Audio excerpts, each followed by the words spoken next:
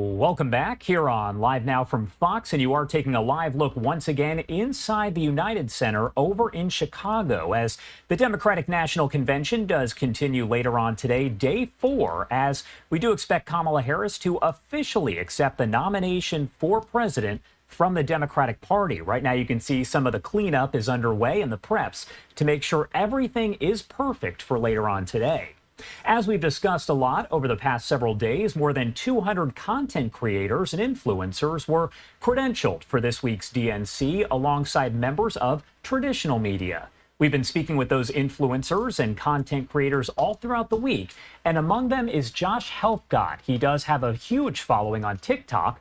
We're talking 5.5 million followers, 5.5 million.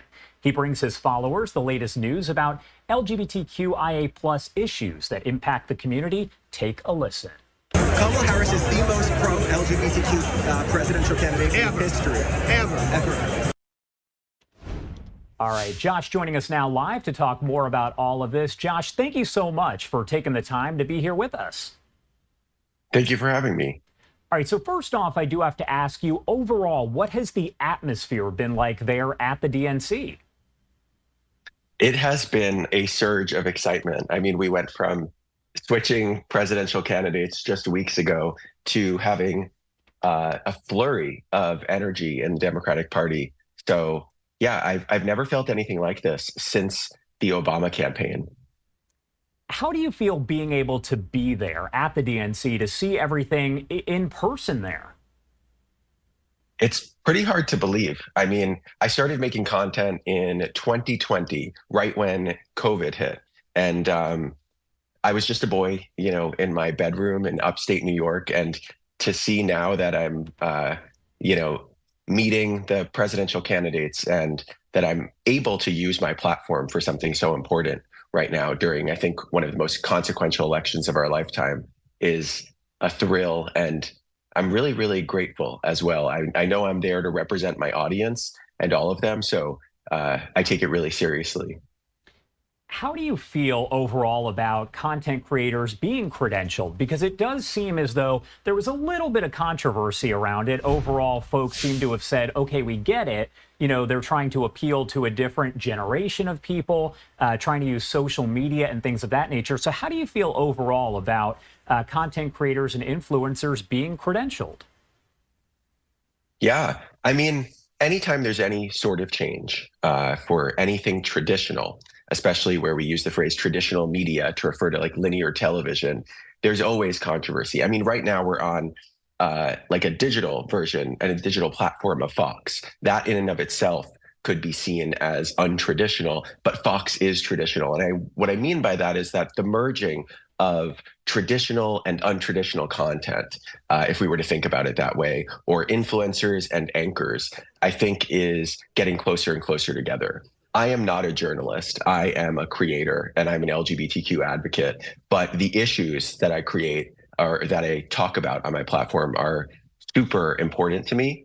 And I speak to my audience in a different way. Like I have a different relationship with them than, let's say, traditional media would or a written article. I think it's really important that content creators are credentialed. The RNC, the Republican National Convention, did it with about 40 or 60 creators.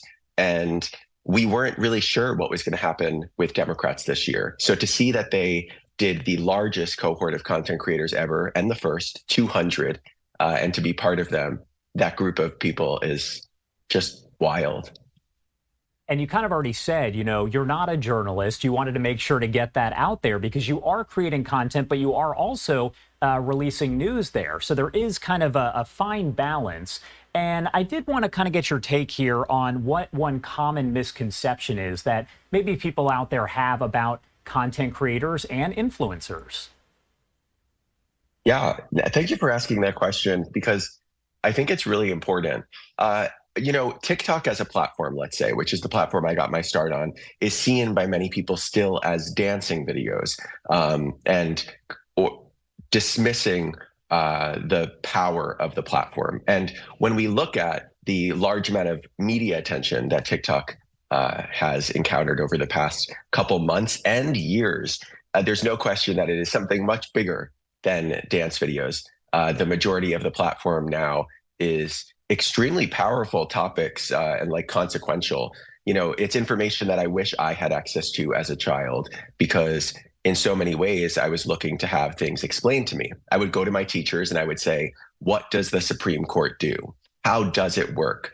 I remember this in fourth grade. And today I give those answers to my followers. And I think that the way audiences are consuming media today is different than ever before because of the power of these platforms. I mean, it shows you a random video that you didn't know you wanted to see, but you do. That kind of like algorithmic connection is what enables, there's a risk there as what for sure. And it's a risk that I think a lot of politicians have focused in on, the power of who's deciding what video people get to watch. But along with that, there's a huge amount of power because you're constantly gaining information. And when you allow the public to have access to this quantity of information, I think people get smart, they learn, and then they also know what actions to take when the election comes. And really quickly, before I let you go, tell me a little bit more about the content that you specifically create. I know you've kind of touched on it, but for folks out there who maybe do want to follow you, break down what you cover. Yeah, I cover gay news. When I was a little boy, I had no friends because kids could tell I was different. And I want to make sure that any boy or little girl or someone who doesn't know their gender identity has a place to go to and a safe space to learn about issues affecting the LGBTQ community. All right, Josh, thank you so much for taking the time to join us here and kind of break it all down. Obviously, more than 200 influencers, content creators are there at the DNC, so we appreciate you taking the time to join us here. Anything else you want to add about anything before I let you go? No. I mean, we have the election in less than 80 days, so go out and vote. That's all I would say.